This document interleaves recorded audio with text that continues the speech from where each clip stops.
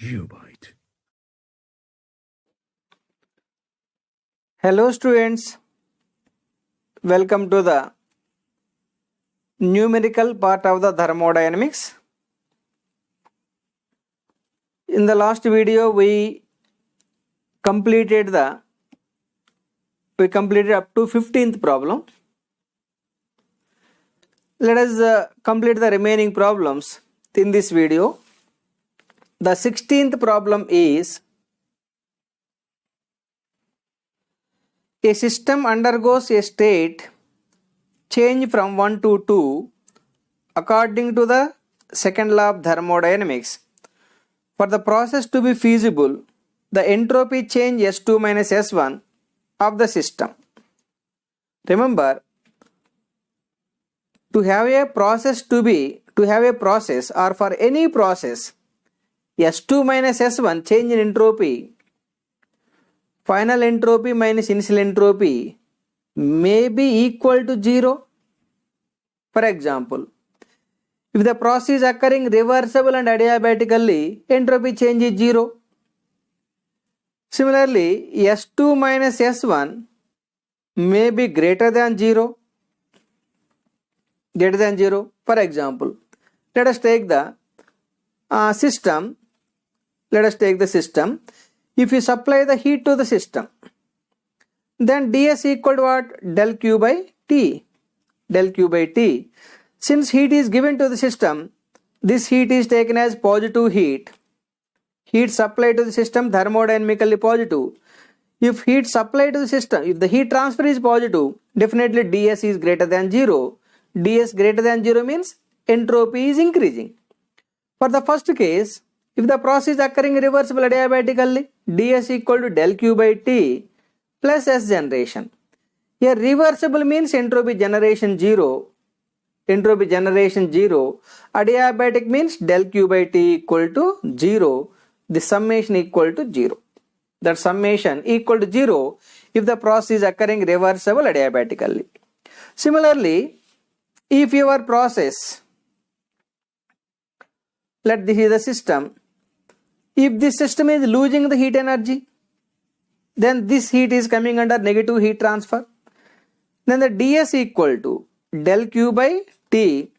Since Q is negative, because here heat is transferring from system to surroundings. The heat is transferring from system to surroundings, that is taken as negative heat. If heat transfer is negative, definitely ds is negative. ds negative means less than 0.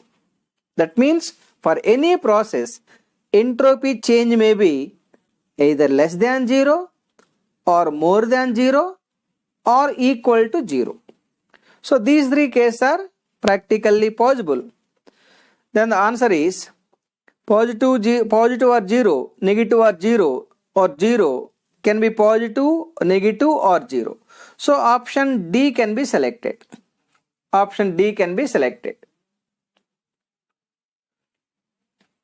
17th problem. An engine operates between temperature limits 900 Kelvin and T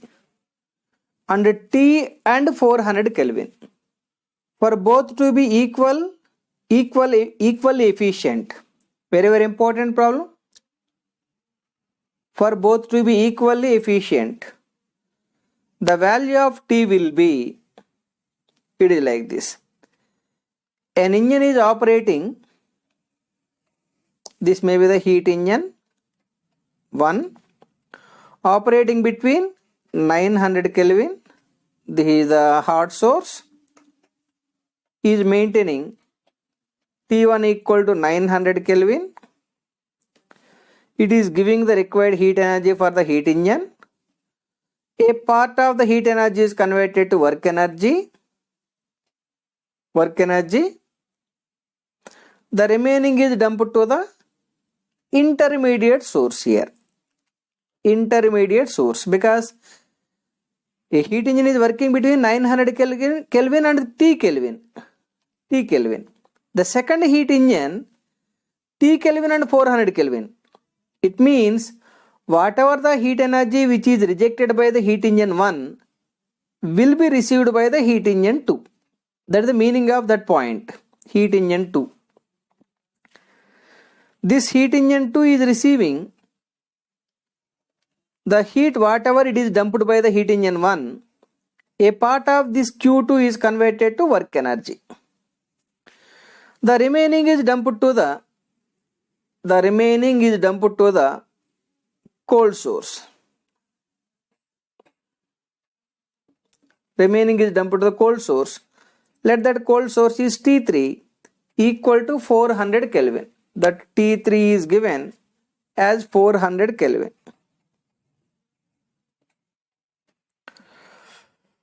The condition given is heat engine 1 and heat engine 2 both are giving equal efficiency, both are maintaining equal efficiencies.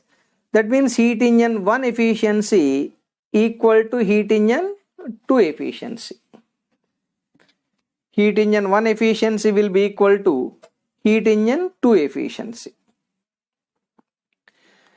First heat engine efficiency 1 minus lowest temperature for that cycle is T. This is T divided by highest temperature is 900 Kelvin equal to 1 minus for heat engine 2. For heat engine 2, 1 minus lowest temperature for heat engine 2 is T3, that is 400 Kelvin, by highest temperature for the heat engine 2 is the intermediate source temperature T. From this you can find the T value. So this is the series arrangement of the Carnot cycles. That means Carnot cycles are arranged in series such that heat rejected by the first heat engine will be received by the second heat engine. And one more condition, the heat engine 1 and heat engine 2 both are maintaining equal efficiencies. From this I can write that T by 900 is equal to 400 by T. From this T square equal to 360000. Then T equal to 600 Kelvin. The intermediate source temperature equal to 600 Kelvin. Intermediate source temperature 600 Kelvin. Option B is correct. Next problem. The COP of a Carnot heat pump is 5. COP of the Carnot heat pump 5. The COP of Carnot refrigerator with the same temperature limits. Very easy. COP of refrigerator is always less than COP of heat pump by unity. You have the relation for the heat pump COP and refrigerator COP. Plus 1. COP of the heat pump equal to 1 plus COP of refrigerator. From this, COP of refrigerator equal to COP of the heat pump minus 1. Since heat pump COP is 5, then COP of refrigerator equal to 4. Option B is correct. Next problem. 19th problem is the efficiency of a Carnot engine is 25%. 19th problem. Efficiency of the Carnot heat engine given 0.25. What is the COP of heat pump working between the same temperature limits? You are asked to decide the COP of the heat pump. The COP of the heat pump, as we know, COP of the heat pump is reciprocal of the efficiency of the Carnot cycle. It is equal to 1 by 0.25. 1 by 0.25 equal to 4. That is the COP of the heat pump. For the same problem, if it is asked for COP of refrigerator, the COP of refrigerator is COP of the heat pump -1. Then COP of refrigerator is becoming 3. So anyhow, for this problem, since COP of the heat pump is asked, answer is 4. If the same problem is asked for refrigerator COP, the answer will be 3. Next problem. 20th problem. These are all very, very important problems. Efficiency of Carnot engine 0.8. Efficiency of the Carnot engine is 0.8. If the cycle direction is reversed, what will be the COP? What will be the value of COP of Carnot? COP of, if the cycle direction is reversed, what will be the value of COP of reversed Carnot cycle? If the cycle direction is reversed, that is becoming the heat pump. So efficiency of Carnot engine 0.8. If cycle direction is reversed, what will be the value of COP of the? So what will be the value of COP means indirectly COP of the heat pump. COP of the heat pump equal to 1 by efficiency of the Carnot engine. 1 by 0.8. 1 by 0.8 is 1.25. That's the answer. So that is the COP of the heat pump. The cycle direction is reversed. What will be the value of COP of reversed Carnot cycle? If the cycle direction is reversed, what will be the value of COP of reversed Carnot cycle? COP of reversed Carnot cycle, generally reversed Carnot cycle is for refrigeration system and Carnot cycle is for heat engine. Something is missing in this problem. The cycle direction is reversed. What will be the value of COP of reversed Carnot cycle? That means COP of the reversed refrigerator, indirectly COP of reversed refrigerator. COP of the, not reversed refrigerator, COP of the refrigerator if it is working by Carnot cycle. This is the COP of the heat pump. Then COP of refrigerator must be equal to this value minus 1.25. 0.25 is the answer.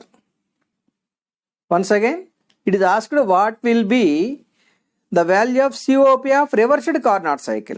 It is not asked for heat pump COP. It is asked for reversed Carnot cycle COP only. That means refrigerator COP if it is working by Carnot cycle. Option C can be selected. But something clarity is missing in this particular problem. Next one. 21st problem. Sorry. 21st problem is, if a heat engine gives an amount of 3 kilowatts when the input is 10,000 joules per second, then thermal efficiency. For the heat engine, power output given. Power given for the heat engine, power is given 3 kilowatts. Heat supply to the heat engine 10,000 joules per second equal to 10 kilowatts or 10 kilojoules per second. You are asked to find the heat engine efficiency. Heat engine efficiency equal to output by input. Your output is power only, input is heat supplied. It is equal to 3 by 10 into 100 equal to 30%. That is the efficiency of the heat engine. For the 21st problem, option B can be selected. Next problem.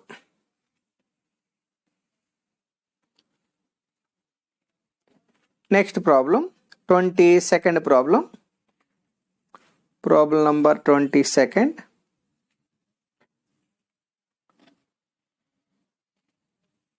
Problem number 22nd.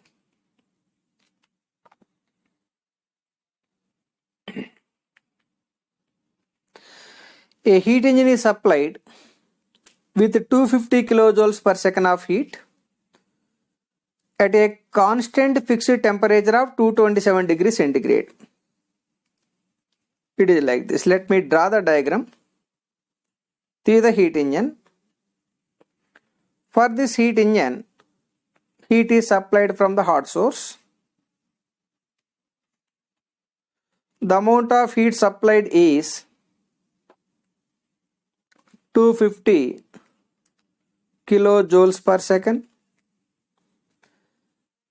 while the hot source is maintaining the temperature T1 equal to 227 degrees centigrade plus 273 equal to 500 Kelvin. The heat is rejected to 27 degrees centigrade.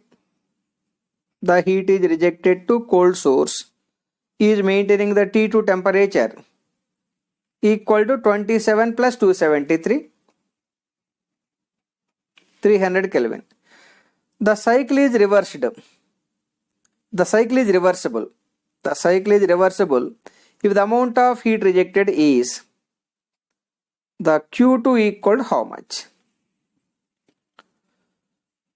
The condition for a reversible cycle is Q1 by T1 is equal to Q2 by T2.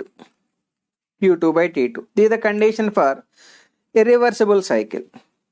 From this Q2 equal to Q1 by T1 into T2. Q1 means heat supplied. Q1 is the heat supplied. This Qs itself equal to Q1. 250 divided by T1 500 into T2. T2 equal 300. This is the answer. 2 zeros cancelled. 5 50 into 3 150 kilojoules per second. This much amount of heat is rejected to cold source to work as a reversible heat engine. This is the one way for deciding the answer. The other way for deciding the answer is efficiency of the heat engine equal to 1 minus Q2 by Q1 equal to 1 minus T2 by T1. 1 minus T2 by 1 minus T2 by T1. T2 is known, T1 is known, Q1 is known. Find the T2. This T2 definitely you will be getting 150 kilojoules per second. So the answer for the 22nd problem is 150 kilojoules per second. 150 kilojoules per second. D is correct. Now 23rd problem is air is compressed to half the volume at constant pressure. Air is compressed to half the volume at constant pressure. Then the change in entropy is, it is like this.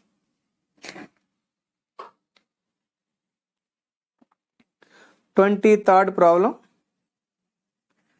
Air is compressed to half the volume means V2 equal to half of the V1. Volume after compression equal to half of the initial volume. Change in entropy, it is happening at constant pressure. At constant pressure. The change in entropy at constant pressure is equal to MCP ln T2 by T1. But volume limits are known, can also be written as MCP ln V2 by V1. Because at constant pressure T2 by T1 according to Charles' law, temperature ratio equal to volume ratio V2 by V1. Here V2 by V1 is half. It is MCP ln Since V2 equal to half of the V1, then V2 by V1 is half. ln 0.5. ln fractional value always negative. Negative value multiplied by positive value, because m is always positive quantity, Cp also positive quantity. If I multiply negative value with the positive value, you are getting negative only. This is less than 0. Less than 0 means entropy decreases. The problem is air is compressed to half the volume at constant pressure, then the change in entropy will decrease. Option B is correct. With this, I am closing this video. The remaining 7 problems we will discuss in the next video. Thank you very much.